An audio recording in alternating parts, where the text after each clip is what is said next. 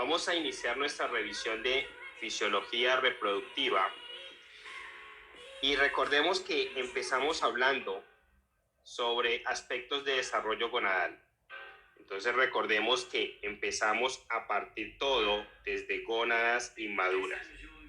Esas gónadas inmaduras van a tener una interrelación con el factor genético SRY. Pero esas gónadas inmaduras van a depender en su desarrollo dependiendo si se activa o no se activa ese factor genético. Entonces recordemos, se activó, se acetiló, se inactivó, se metiló. Entonces acetilar es activar, metilar es inactivar. Cuando se acetila, básicamente se van a marcar las células en factor XY. Cuando se inactiva, que es cuando se metila, no se activa el Y, entonces queda XX. Al activar el XY, se va a generar el factor mesonéfrico y se va a activar el ducto wolffiano. Cuando se inactiva, se va a generar activación del factor paramesonéfrico. Recuerda, las mujeres hablan un poco más, entonces la palabra es más larga. Factor paramesonéfrico, ducto mulleriano. ¿Qué sucede? El factor mesonéfrico ducto wolffiano se va a encargar de desarrollar los órganos genitales internos masculinos. En cambio, cuando se activa el factor paramesonéfrico ducto mulleriano, se va a generar desarrollo de órganos genitales internos femeninos. Entonces, ahí partimos de la primera diferenciación de las gónadas inmaduras. Ahora, el ducto wolffiano lo que va a hacer es empezar a desarrollar los testículos, y los testículos se van a diferenciar en dos grupos celulares: el grupo de células de Leydig y el grupo de células de Sertoli. Recuerda que las células de Leydig van a producir testosterona y esa testosterona va a evolucionar o se va a convertir hacia dihidrotestosterona a partir de la 5-alfa reductasa. Las células de Sertoli básicamente van a dar dos grupos de producción de sustancias. Uno es el Mullerian Inhibitor Factor y el otro es la inhibina A. Entonces el Mullerian Inhibitor Factor lo que va a hacer es ir a bloquear la posibilidad de desarrollo del ducto mulleriano factor paramesonéfrico. De esa forma, cuando se decide que va a ser un hombre, se garantiza que no se generen órganos genitales internos femeninos. A su vez, la inhibina A lo que hace es bloquear los niveles de FSH y esto consecuentemente baja los niveles estrogénicos. ¿Qué sucede? En la mujer, cuando se desarrolla el ducto mulleriano, eso conlleva que se generen ovarios. Y esos ovarios, secundario a los incrementos de FSH, genera estrógenos. Por lo tanto, la inhibina A está evitando que se generen órganos genitales externos femeninos. Entonces, de esa forma desarrollamos las gónadas. Recuerda que la testosterona también tiene una vía alterna de volverse estrógenos, es decir, de aromatizarse, de volverse estrógeno a través de la aromatasa. Entonces, de esa forma comentábamos cómo ciertas situaciones dentro del desarrollo gonadal pueden después afectarse por patologías. Si tenemos afectación del Mullerian Inhibitor Factor, si tenemos afectación de la inhibina A, si hay alteraciones de las células de Sertoli, pueden generarse desarrollos conjuntos de órganos genitales femeninos y masculinos. Entonces es importante. Pero ahora asumamos de que ese proceso se dio fisiológica y embriológica y genéticamente normal y nació el bebé, hombre o mujer. Sucede que empieza un proceso desde la vida fetal, en el caso de la mujer, desde la pubertad, en el caso del hombre. En la mujer lo llamamos oogénesis, en el hombre lo llamamos espermatogénesis. Entonces hablamos del primero, oogénesis. Entonces recuerda que la oogénesis, que es el proceso femenino, se inicia en la vida fetal. Y todo empieza a partir desde una célula madre, entre comillas, desde una célula pluripotencial que va a generar todo ese proceso de división, inicialmente multiplicación y después división. Entonces recuerda que esa célula inicial se llama un oogonio diploide y ese oogonio diploide está marcado 2N, 2C. Y recuerda que se parten dos procesos, valga la redundancia, el proceso. Uno es de multiplicación, otro es de división. El proceso de multiplicación lo denominamos interfase, no lo olvidemos. Y el proceso de división lo denominamos meiosis. Pero resulta que esa meiosis la partíamos en dos fases, meiosis 1 y meiosis 2. Pero recuerda que el proceso en la oogénesis tiene una importancia grande en la meiosis 1 y en la meiosis 2. Hay unas subfases. Esas subfases que le damos importancia es la profase 1 de la meiosis 1 y la metafase 2 de la meiosis 2. Ahora volvamos al principio. Tenemos 46 cromosomas simples en ese oogonio diploide marcado como 2N2C. Entonces viene un proceso de multiplicación. Entonces ese proceso de multiplicación es generar algo que se ha multiplicado. Entonces recuerda que se empiezan a generar cromátides hermanas que siguen cargadas con 46 cromosomas. Todo lo que tenga 46 es diploide. Esto es un oogonio diploide, entonces esto sería un oocito primario diploide. Entonces nos aparece el oocito primario diploide.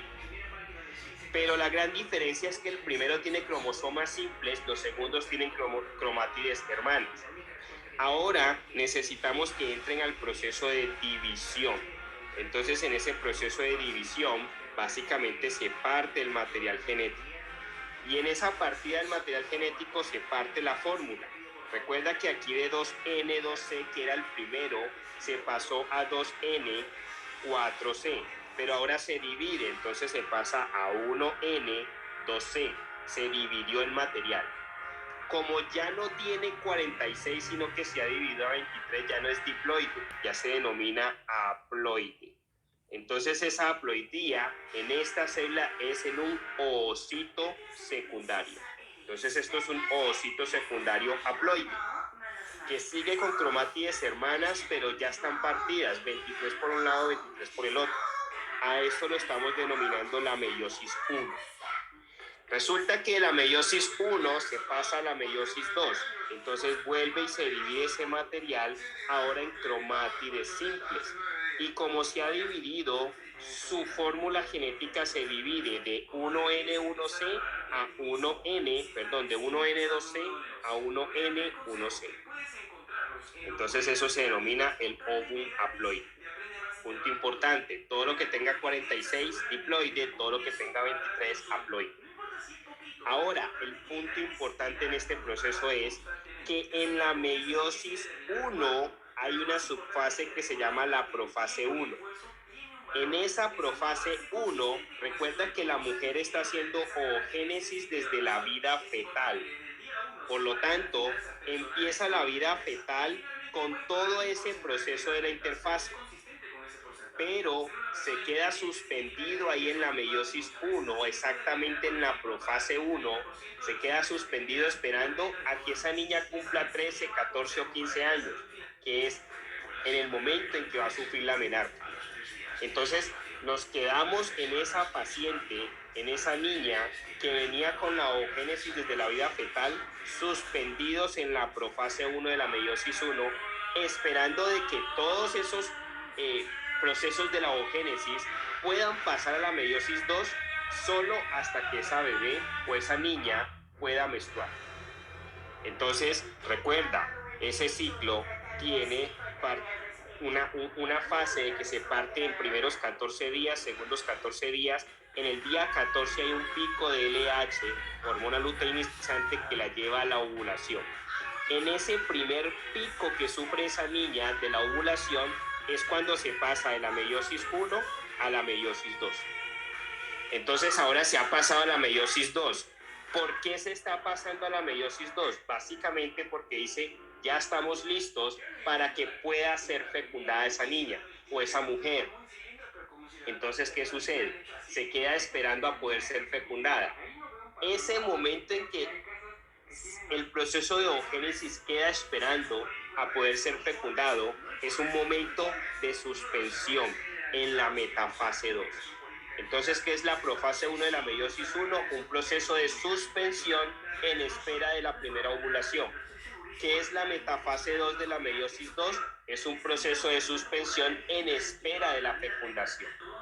En caso de que se logre fecundar, se va a hacer el cigoto. En caso de que no se fecunde, se va a la menstruación. Entonces, hemos hablado de la oogénesis. Pero recuerda que el mismo proceso se genera en el hombre, pero se denomina espermatogénesis, con una gran diferencia.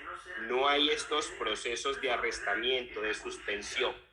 Entonces recuerda por qué no hay ese proceso de suspensión. Porque en la mujer se está generando desde la vida fetal. Entonces la mujer no puede nacer ovulante. Básicamente no ovula hasta que no se pase de esa etapa. Entonces queda suspendido. En cambio el hombre, como no lo está haciendo desde la vida fetal, la espermatogénesis la empieza en la pubertad, no necesita quedar en esas suspensiones. Entonces hablamos de la espermatogénesis. Entonces en la espermatogénesis, básicamente, partimos también de una célula inicial pluripotencial diploide, porque tiene 46. Entonces esto se llama un espermatogonio diploide.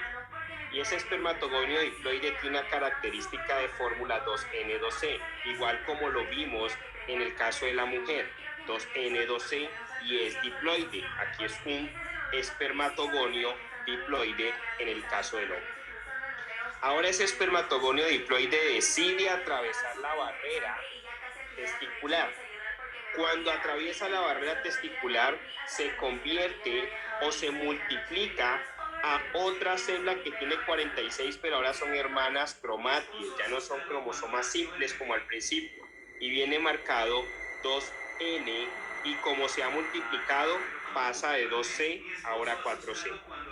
Como sigue con 46, sigue siendo diploide, pero ahora se llama espermatocito primario diploide.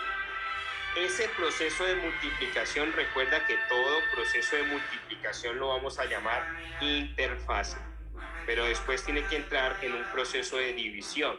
¿Cómo se llaman los procesos de división? Meiosis. Pero recuerda que tenemos dos meiosis, meiosis 1 y meiosis 2.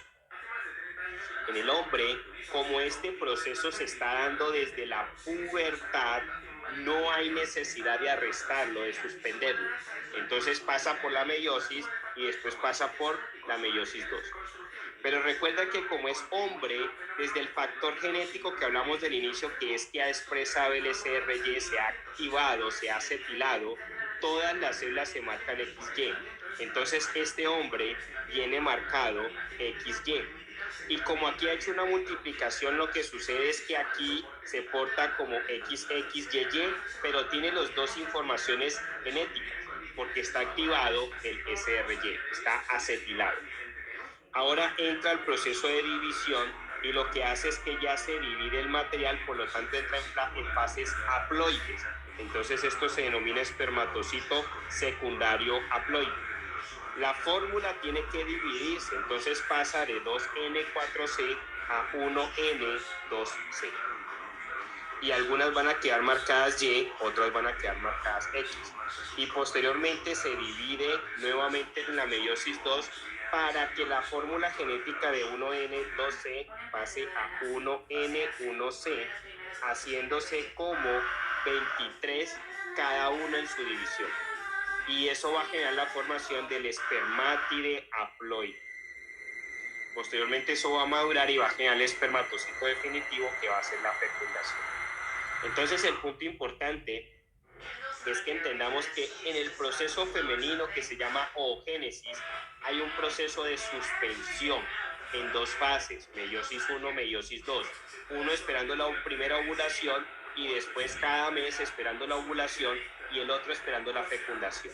Entonces la mujer en su proceso ovulatorio, después de esa menarca, va a estar también suspendiéndose en la profase y en la metafase, respectivamente meiosis 1 y meiosis 2, esperando ovulación o esperando fecundación. En cambio en el hombre, como el proceso se da desde la pubertad, está en producción continua, entonces pasa por los ciclos sin estar suspendido. Ahora, habiendo entendido eso, es bueno que entendamos el tema de cómo funciona la fisiología de la ovulación y el ciclo menstrual. Entonces recordemos que estuvimos hablando que pensábamos en un proceso en donde dividimos el ciclo en dos partes, los primeros 14 días y los segundos 14 días, partiendo de que el ciclo tiene una duración promedio de 28 días. Entonces recuerda puntos importantes, siempre vas a recordar tres hormonas. Los primeros 14 días están gobernados por los estrógenos. Los segundos 14 días están gobernados por la progesterona. Y el pico que genera la ovulación es la LH. Entonces la hormona luteinizante se sube el día 14 y eso es lo que produce la ovulación. Del proceso de maduración que venía generando los estrógenos en los primeros 14 días. Partimos también de que esas fases están influenciadas en dos puntos. Es decir, los estrógenos influencian los primeros 14 días en el ovario y en el endometrio. Y lo mismo hace la progesterona en el ovario y en el endometrio en los segundos 14 días. Entonces, esa influencia estrogénica en el ovario durante los primeros 14 días se denomina la fase folicular y en el endometrio se denomina la fase proliferativa. ¿Por qué? Porque es la fase en donde se están proliferando arterias, más tejido para recibir ese óvulo. Entonces, fase proliferativa. En cambio, en los segundos 14 días, eso se iba a denominar en el ovario fase lútea y en el endometrio fase secretoria. Importante.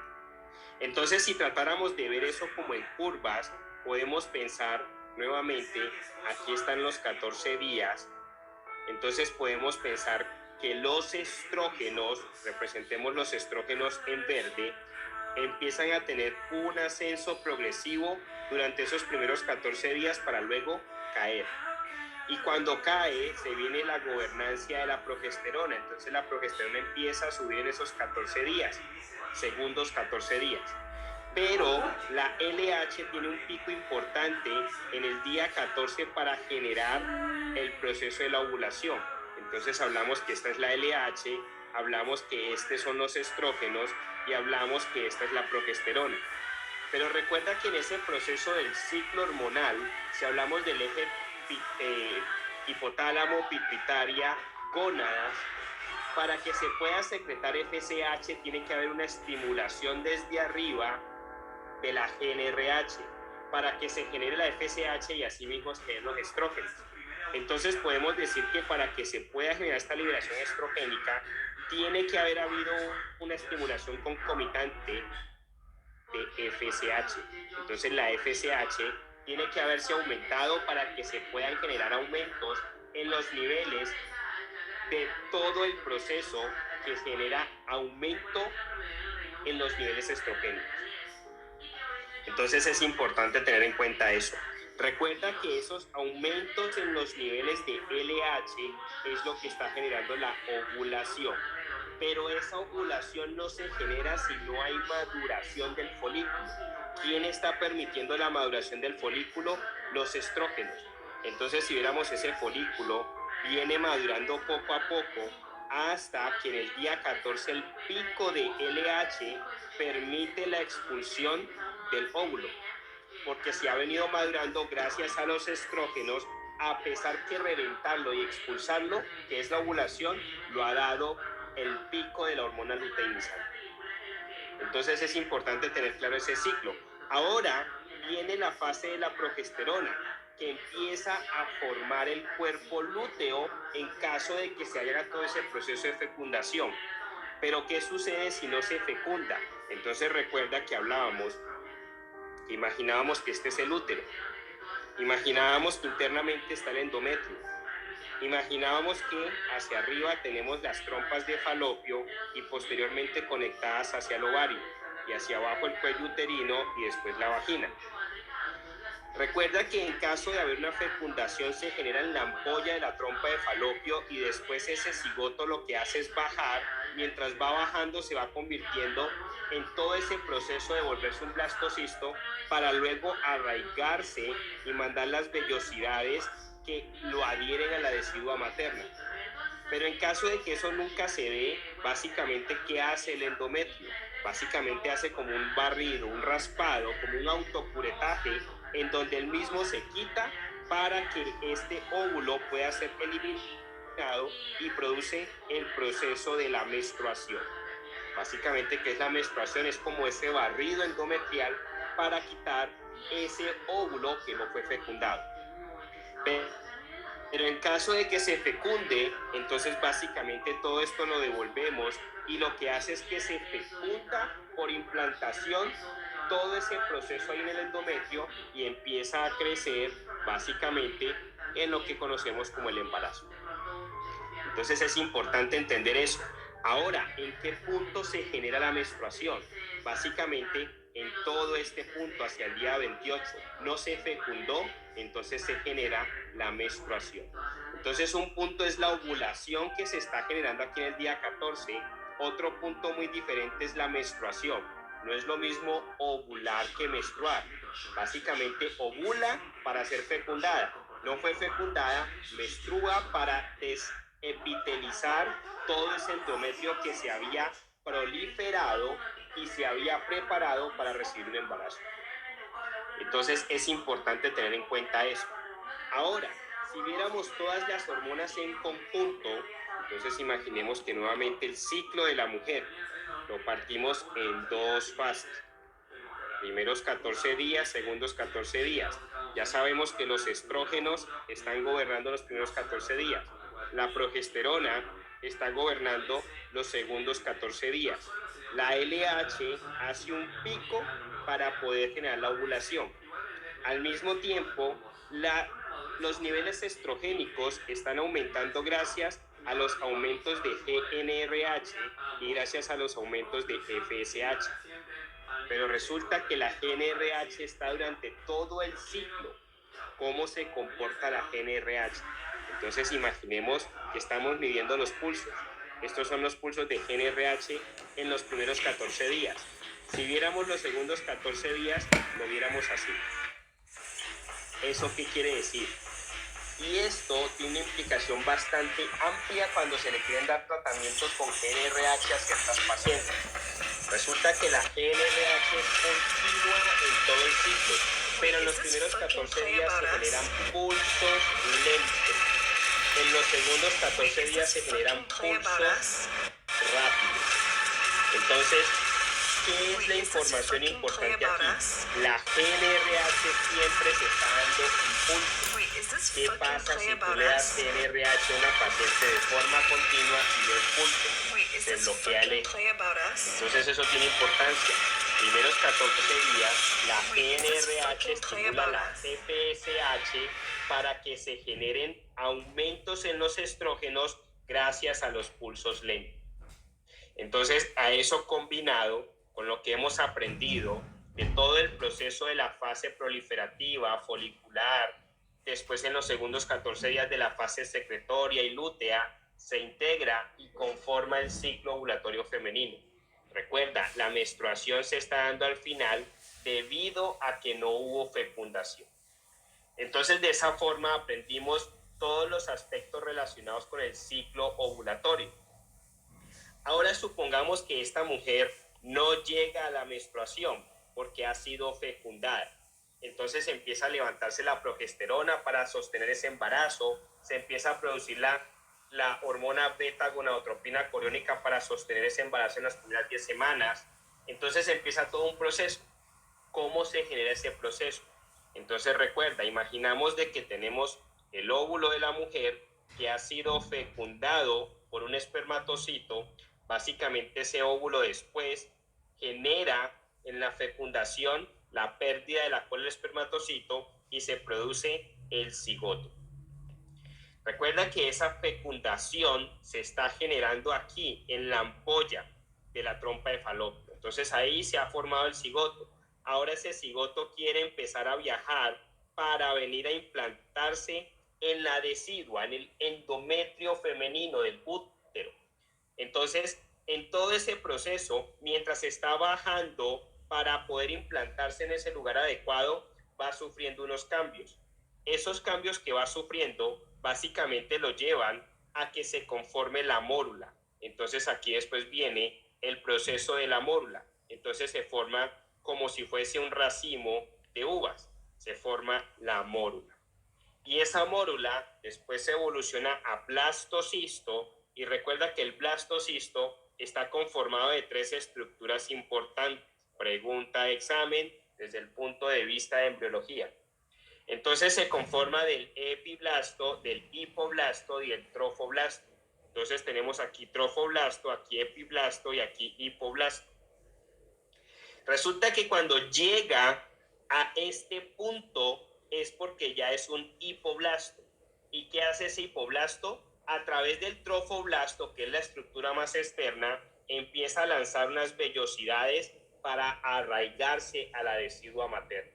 Entonces, básicamente, en ese proceso ahora, ese trofoblasto del blastocisto, lo que hace es empezar a lanzar como unos podocitos. Y esos podocitos lo que hacen es arraigarse a la decidua materna. Imaginemos que la decidua materna es esta porción. Esta porción que estoy aquí subrayando en rojo, lo estamos viendo ahora aquí. Entonces hay una parte fetal. ¿Cuál es la parte fetal? El blastocisto y sus componentes. ¿Cuáles son sus componentes? El epiblasto, el hipoblasto y el trofoblasto. Ese trofoblasto que ha lanzado las proyecciones es lo que se mete en la parte materna, que es la decidua. Entonces se conforma una unidad que está compuesta de la decidua, que es materna, y compuesta de las vellosidades trofoblásticas, que es fetal. Esa unidad se denomina el corio. Y esto tiene importancia en ciertas patologías ginecobstétricas durante el embarazo, porque puede sangrar estas prolongaciones o puede sangrar la decidua materna. Entonces, por ejemplo, en los sangrados del segundo o tercer trimestre pueden ser sangrados de tejidos maternos o pueden ser sangrados de tejidos fetales. Y eso, una forma que tiende a diferenciarse mucho en el examen, es por el dolor. Si la mamá sangra y no le duele, es porque no sangra un tejido de ella. Pero si la mamá sangra durante el embarazo y le duele, es porque posiblemente está sangrando un tejido de ella. Ahora, se hace importante también entender que estas vellosidades trofoblásticas se clasifican en dos: vellosidades trofoblásticas externas y vellosidades trofoblásticas internas.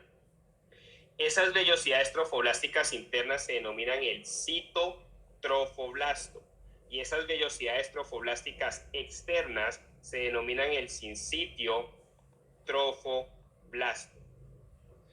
¿Y qué tiene importancia aquí? Que el sincitio trofoblasto es quien va a generar la producción de la beta-HCG, de la hormona gonadotropina coriónica. Y sucede que esa hormona gonadotropina coriónica nos sirve de muchas cosas: detección temprana del embarazo, sostenimiento del cuerpo lúteo en las primeras 10 semanas, y en casos de mola, elevación excesiva. Entonces supongamos que en vez de conformarse un bebé, se empezó a conformar un saco de uvas completo, y ese saco de uvas creció y creció, empieza a elevar excesivamente los niveles de la beta-HCG. Entonces tiene importancia todo este proceso fisiológico para poderlo adaptar a ciertos temas de patología reproductiva. Entonces, ¿qué sucede? Supongamos que esto fue un embarazo normal, todo se generó bien, el bebé está creciendo, la mamá está contenta, el papá está contento. Eso empieza a generar unos cambios fisiológicos en la mujer. Son muchos, pero los que más nos puede competir hacia temas del examen son los cardiovasculares. Y básicamente todo el tema de cambio fisiológico cardiovascular está fundamentado en el aumento de volumen. Si esa mamá le aumenta el volumen, es por obvia razón, para poder ofrecerle mejor perfusión placentaria y alimentar mejor ese bebé. Por lo tanto, el aumento del volumen, por lo que ya hemos aprendido, debe de aumentar el retorno venoso, debe aumentar las presiones intracardíacas, debe de aumentar el end diastolic volume, debe de aumentar la poscarga, que es sencillo, basado en lo que hemos aprendido. Y otro punto importante es que hay un nuevo bebé, o mejor dicho, hay un nuevo cuerpo en gestación, y eso indica que hay nuevas células. Al indicar que hay nuevas células, hay nueva producción de CO2 de todo ese proceso. Recuerda que esta es una célula. A la célula le va a entrar glucosa y le va a entrar oxígeno. Esa glucosa va a entrar en un proceso de glucólisis para generar piruvato. Ese piruvato va a entrar a la mitocondria para hacer todo el ciclo de los ácidos tricarboxílicos o ciclo de Krebs. Después entrar a la cadena transportadora de electrones y eso va a generar hidrogeniones. Eso después se va a combinar con el oxígeno y eso va a botar como resultado CO2.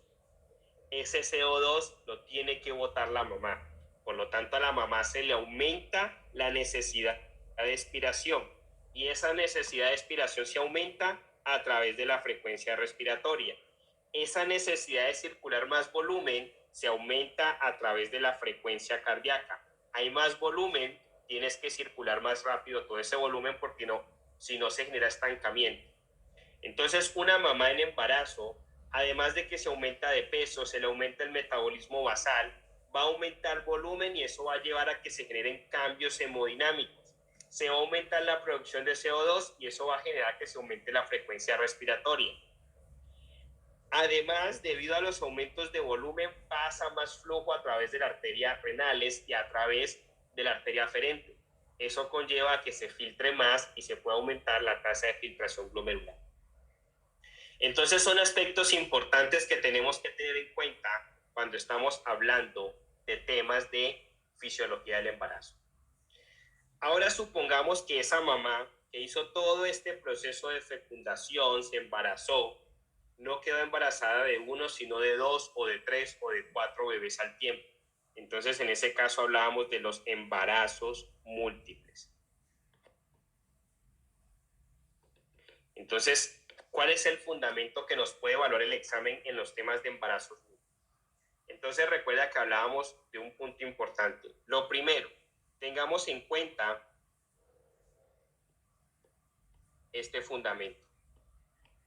Entonces, recuerda, el primero es el cigoto, el segundo es el amnio y el tercero es el corio. Y recuerda que el cigoto le hacíamos como equivalencia al bebé. El amnio le hacíamos equivalencia al saco y el corión le hacíamos equivalencia a la placenta. ¿Y por qué es importante? Porque cuando se está generando un embarazo, tiene que haber un bebé, tiene que haber un saco y tiene que haber una placenta. Por lo tanto, si hay embarazos múltiples, tenemos que ver si hay varios bebés, si hay varios sacos y si hay varias placentas.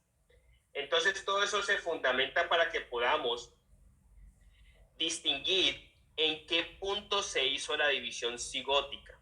Entonces, recuerda, puede que haya sido un cigoto y ese cigoto se dividió. Entonces, eso dice que viene de un único cigoto. O puede ser que hayan habido 2 fecundaciones y se formaron 2 cigotos diferentes. Entonces, eso ya nos plantea un punto. Puede ser disigótico o puede ser monocigótico. Y recuerda que ese cigoto está representando al futuro bebé. Entonces nos aparecen que en el embarazo múltiple, lo primero que tenemos que mirar es el género. Entonces podemos hablar, ¿es del mismo género o son de diferente género? Podemos tener embarazos múltiples en donde el género es diferente o en donde el género es igual. Y eso va a generar ciertas diferencias porque nos indica en qué momento de la gestación se está generando división cigótica. Entonces recuerda, tenemos género igual, no es del mismo género. O tenemos género igual, sí. Primer punto, si no es del mismo género, eso quiere decir que hay 2 fecundaciones distintas. Es decir, se está generando diferente material genético. Aquí llegó un espermatozoide, aquí llegó otro. En cambio, en los monocigóticos llegó el mismo espermatozoide, solamente que el cigoto se está dividiendo en 2. Entonces, cuando no es del mismo género, eso ya nos indica que básicamente es como si aquí hay un óvulo, aquí hay otro óvulo, a este le llegó un espermatozoide y a este le llegó otro. Entonces son 2 cigotos diferentes. Entonces eso quiere decir que cuando no son del mismo género, es disigótico y por ende tiene que tener placentas separadas, sacos separados. Entonces es diamniótico dicoriónico. Pero cuando son del mismo género, podemos plantear que hay algo que se comparte. Entonces, siempre que son del mismo género, es porque siempre llegó al mismo óvulo el mismo material genético de un espermatozoide que formó un cigoto, pero ese cigoto después se divide en dos. Entonces, básicamente, ¿qué está pasando en esos embarazos del mismo género? Básicamente, aquí había un óvulo, llegó un espermatozoide, pero después eso generó una división en donde del mismo cigoto se dividieron a dos cigotos. En general podemos decir que todo partió de un único cigoto, por eso se denomina monocigótico. Entonces, todo embarazo del mismo género es monocigótico. Ahora, el punto es decir, se están criando, están creciendo en el mismo saco y en la misma placenta, porque puede ser del mismo material genético, del mismo cigoto que se divide en dos, pero se empieza a posicionar en diferentes sacos y en diferente placenta. Entonces empezamos a mirar, ok, es del mismo género, primer punto, número de placentas. Entonces podemos tener con una placenta o con dos placentas. Entonces, si es con dos placentas, recordemos que representábamos al bebé como un cigoto, representábamos al amnio y después representábamos al corio. Entonces recuerda, estamos diciendo que tiene dos placentas. ¿Y la placenta cuál es? El corio. Es decir, que pueden compartir material genético, pero se va a hacer diamniótico dicoriónico. Entonces tiene dos placentas, eso lo hace monocigótico porque viene del mismo cigoto. Pero debido a que tiene dos placentas, eso lo hace diamniótico dicoriónico. Importante, ¿cómo lo veíamos en la representación? Entonces, básicamente, aquí se ha criado un bebé y aquí otro bebé, pero que vienen del mismo cigoto, monocigótico. Pero, básicamente, cada uno empezó a tener su placenta y su saco. Entonces, se generó una placenta y un saco diferente. Importante. Pero, ¿qué sucede si nomás vemos una placenta? Entonces ahí vamos a ver el número de sacos. ¿Tiene dos sacos o tiene un saco? Entonces tiene uno o tiene dos. Si tiene dos, eso quiere decir que el bebé se está formando de esta forma. Este es el útero, este es el bebé, este es el otro bebé. Monocigótico, pero que se ha dividido. Pero resulta que tiene dos sacos. Entonces, como tiene dos sacos, cada uno está en su propio saco, pero tienen una sola placenta. Entonces, ese embarazo se llama monocigótico, diamniótico, monocoriónico. Ahora un punto importante, ¿por qué este se hizo monocigótico, diamniótico, monocoriónico y este se hizo monocigótico, diamniótico, dicoriónico? Es dependiendo del punto en el cual este cigoto se está dividiendo en dos. Si esta división de un cigoto a dos cigotos se generó entre el día 0 y el día 3, eso va a hacer que se genere como un embarazo monocigótico, diamniótico, dicoriónico. Pero si esta división de un cigoto en dos se generó entre el día 4 y el día 8, que es este punto, se va a generar un embarazo monocigótico, diamniótico, monocoriónico. Pero si esa división se fue del día 9 al día 12, entonces se va a generar un monocigótico, monoamniótico, monocoriónico. ¿Cómo se ve eso? Entonces imaginemos que este es el útero. Entonces básicamente el cigoto se ha dividido en dos, pero es monocigoto. Entonces quedaron dos bebés. Pero ahora quedaron ambos en una sola placenta y en un solo saco. Entonces eso los hace de única placenta, de único saco, de único cigoto. Entonces se llama monocigótico, monoamniótico, monocoriónico. ¿Qué los lleva a que se diferencien, que uno sea mono y otro sean di? El día en que se ha dividido el cigoto, que es el que parte todo. ¿Y qué pasa si se divide después del día 12? aparecen los bebés siameses. Entonces, de esa forma estuvimos hablando de los embarazos múltiples. Y eso es una pregunta que puede salirte en el examen.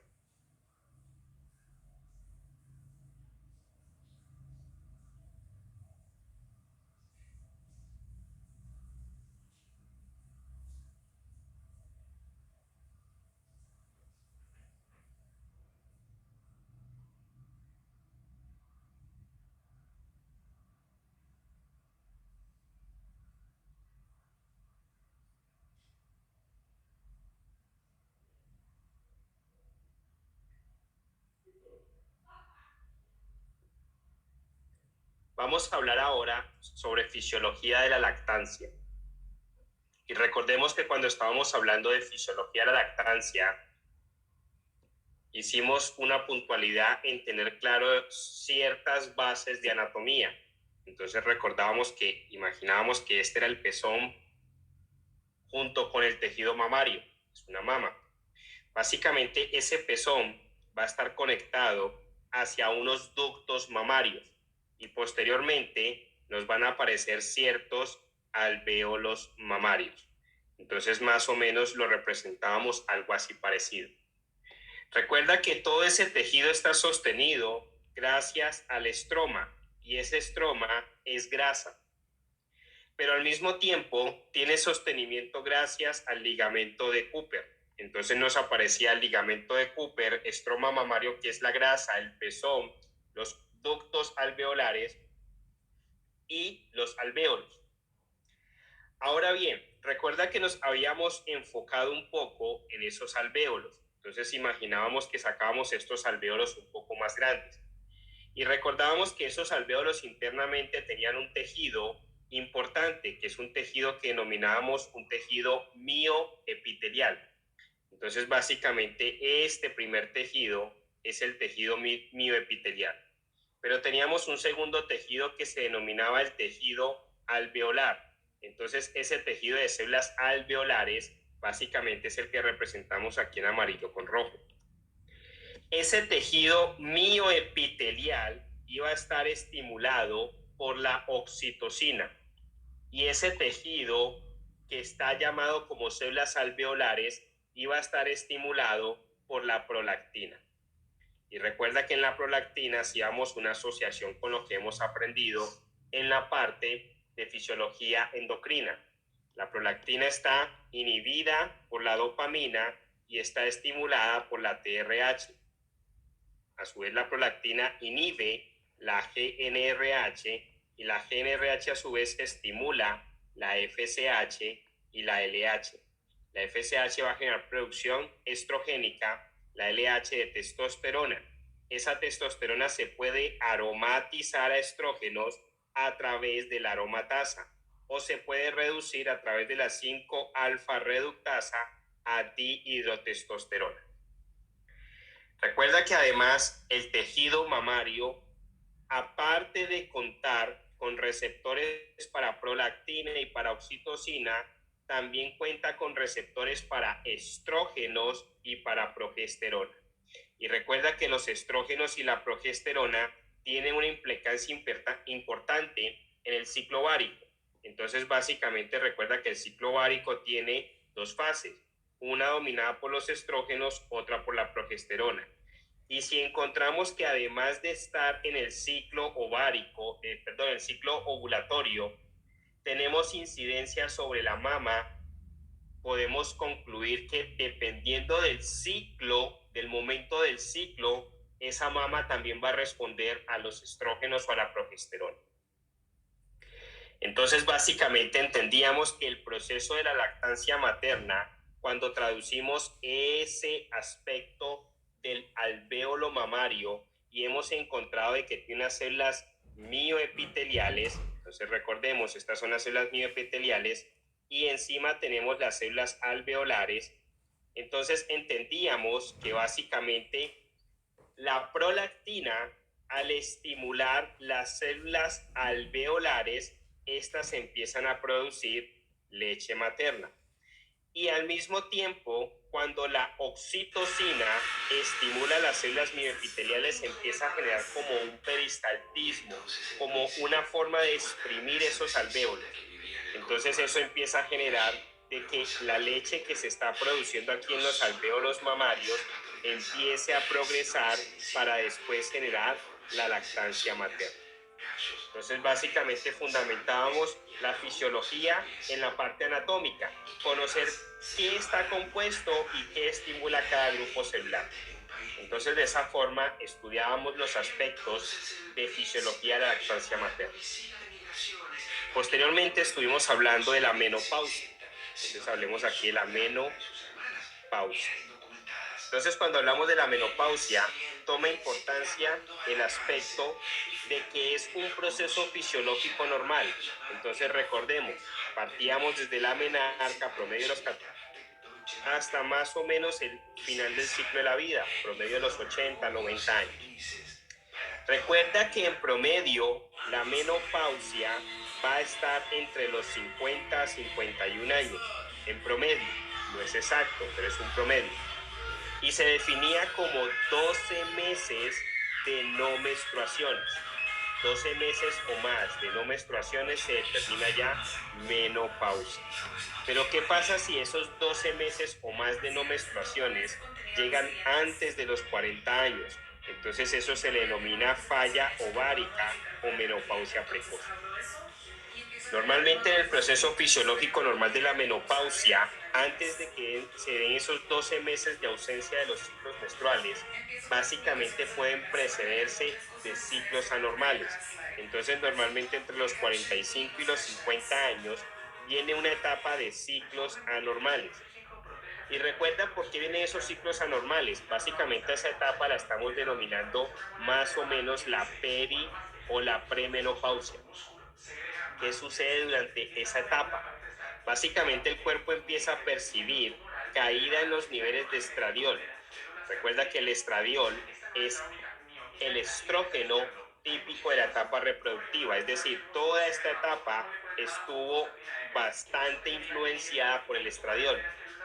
Pero debido a que se censan caídas en el estradiol, la FSH quiere generar producción estrogénica, entonces se aumenta. Entonces, un punto importante de la perimenopausia y después de los estados de menopausia son las subidas en los niveles de FSH, subidas importantes. Pero, ¿qué sucede? Para que se pueda subir la FSH, recuerda que tiene que haberse subido la GnRH, entonces se generan aumentos de la GnRH. Debido a que se está aumentando la FSH, en esa etapa perimenopáusica, eso conlleva a que se quiera estimular sobre todo este proceso más ovulación.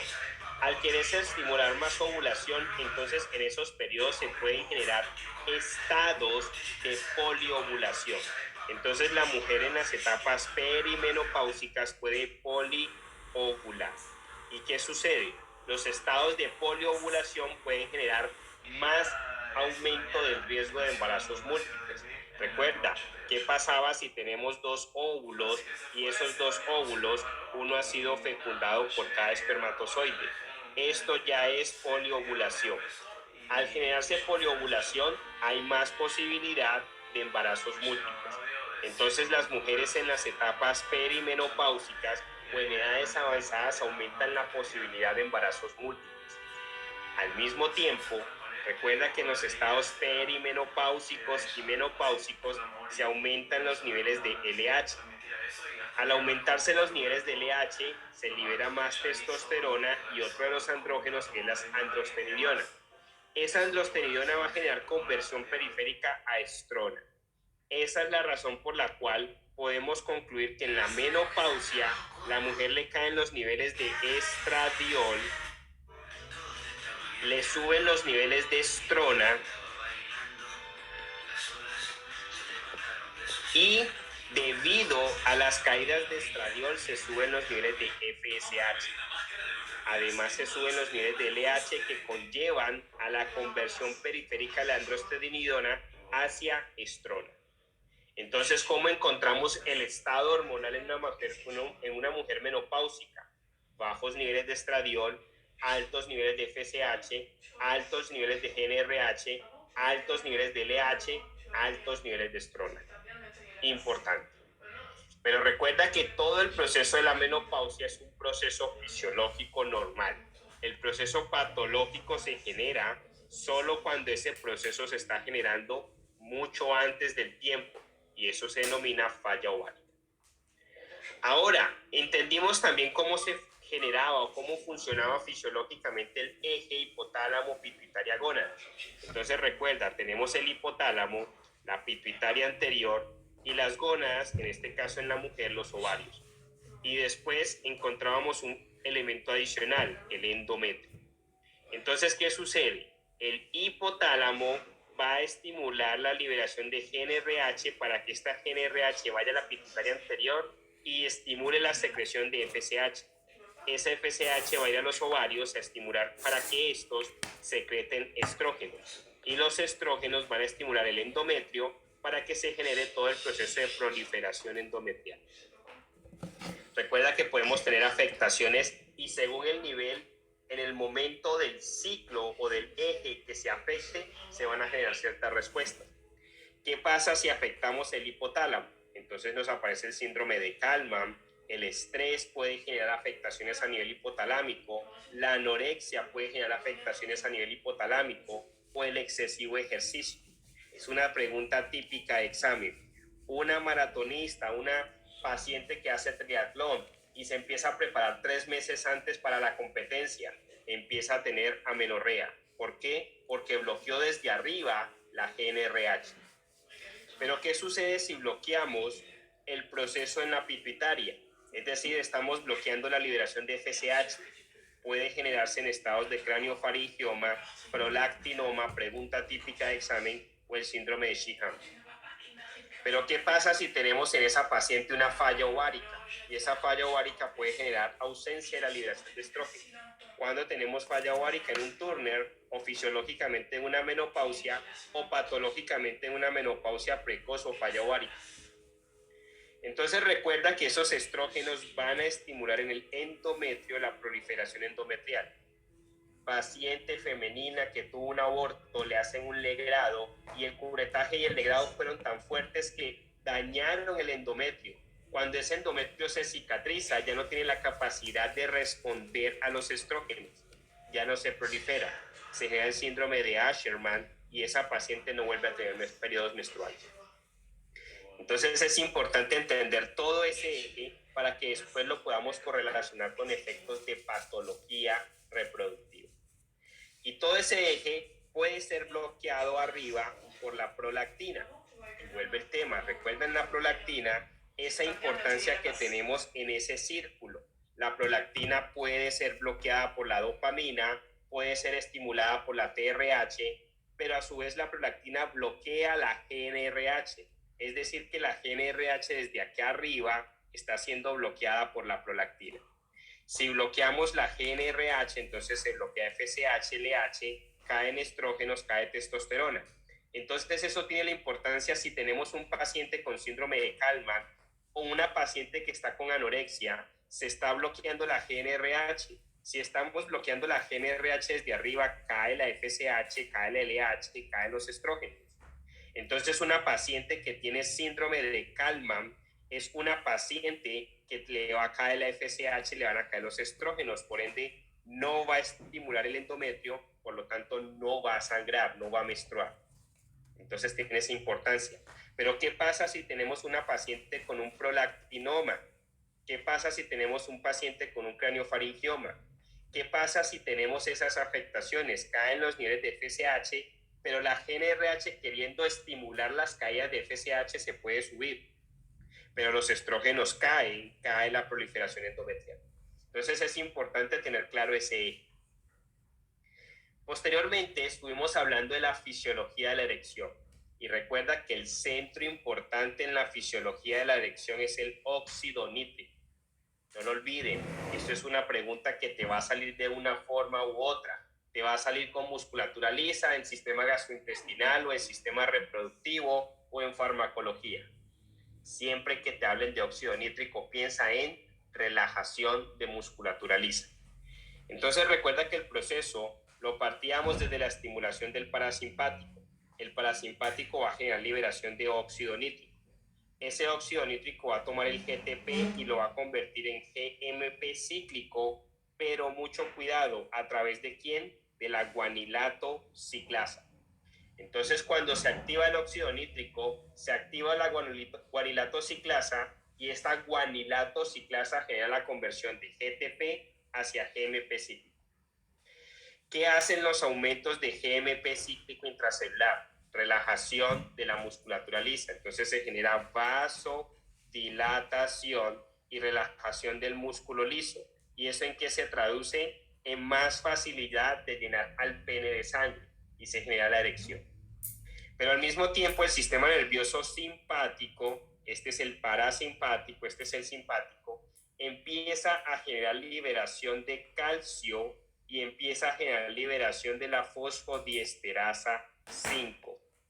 Esa fosfodiesterasa 5 lo que hace es bloquear los niveles de GMP cíclico, por lo tanto ya no hay vasodilatación, ya no hay relajación de musculatura lisa y genera la pérdida de la erección.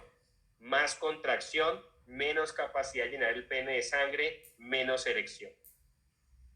Entonces, podemos concluir que el parasimpático es quien estimula la erección. El simpático es quien estimula la pérdida de la erección y la eyaculación. Importante. Recuerda que teníamos un fármaco que nos bloquea la fosfodiesterasa 5. Entonces, ahí hablábamos del sildenafil.